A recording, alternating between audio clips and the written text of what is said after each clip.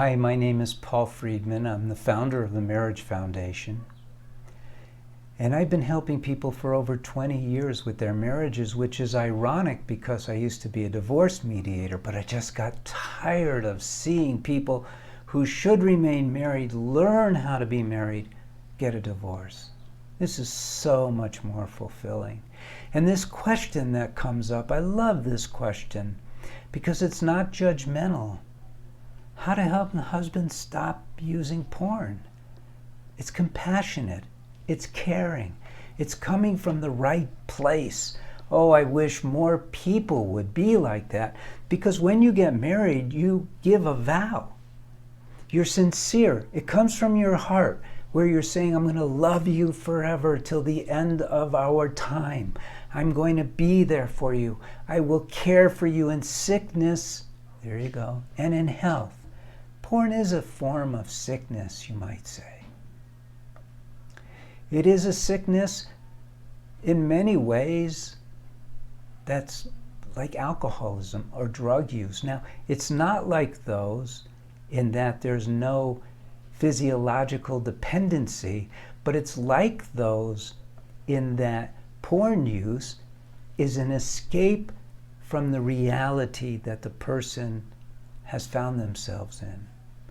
Men get married, there's layers of our subconscious mind, and at the very deepest level, the very deepest level of our consciousness is a pact made between a man and a woman when they get married. For a woman, she's getting married because she's gonna, and it's not thought about, it's in the subconscious mind, but she's gonna have children. She's the one who's gonna bear the children. And so, based on her primal instincts, she wants a man there to defend her children and her. And it's perfectly natural, it's biologically driven. But it manifests and there's nothing wrong with it.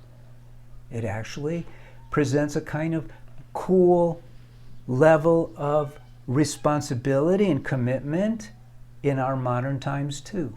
For the man who's usually physically stronger, and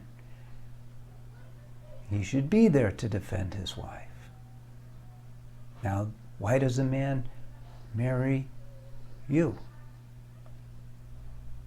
Because he's not as connected to his heart as you are. He is marrying you because he's still a soul, we're all souls, and his soul craves unconditional love. And he hasn't learned how to manifest that in his own life. He turns to you for that. You're the example. You're the example of all of the attributes of unconditional love.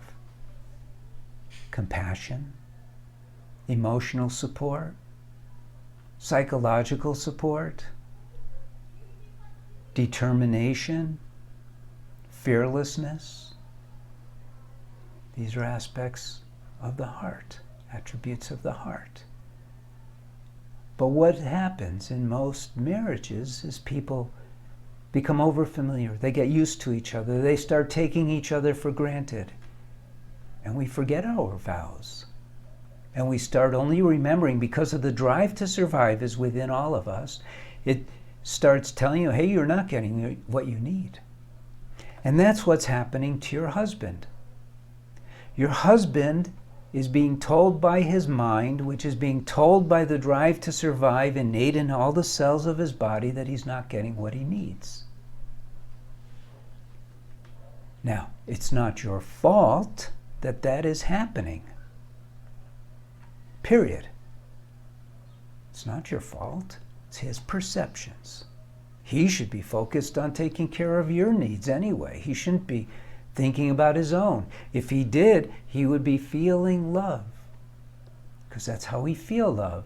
From giving love, we don't get it back. See, this is how the world works and confuses everything. You know, the word is out. Give love and you'll get it back. Nonsense. Gandhi gave love and someone shot him to death. Dr. Martin Luther King gave love. He was assassinated. No, we receive love from within. It's innate to ourselves as souls. And when we give that love, we're opening up the channel. And the channel, which is you, when you give love, is blessed by the love that flows through it. But your husband has not been taught that. You have not been taught that. And so your husband is choking. And he's been taught by Hollywood, oh, they're wise, that sex and love are the same thing. We know they're not.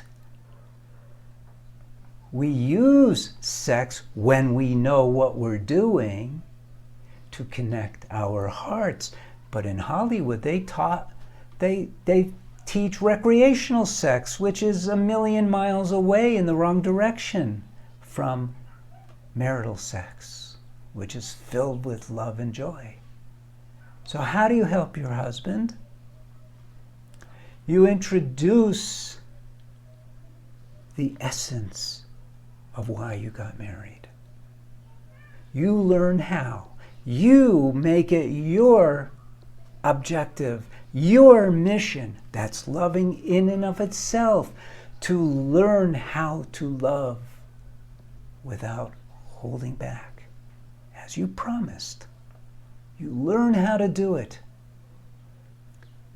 And he will wean himself off of pornography, because pornography doesn't cut it. It isn't real. It's so delusive. And it leads ultimately to more and more disconnection between the two of you. First step, obviously subscribe to this channel. Start getting a feel for what marriage is all about. Next step, get one of my books or get the course for women, whatever suits you. But make it a point that you're going to have that marriage of your dreams. Because when you do, your husband will too. And you don't depend on him to have that. You depend on your own efforts, your own opening up of your own heart. I hope this was helpful for you. I'm only here to serve you. I'm Paul Friedman. I founded the Marriage Foundation. I do appreciate your taking time with me. I send you my love and blessings, and God bless you. Take care.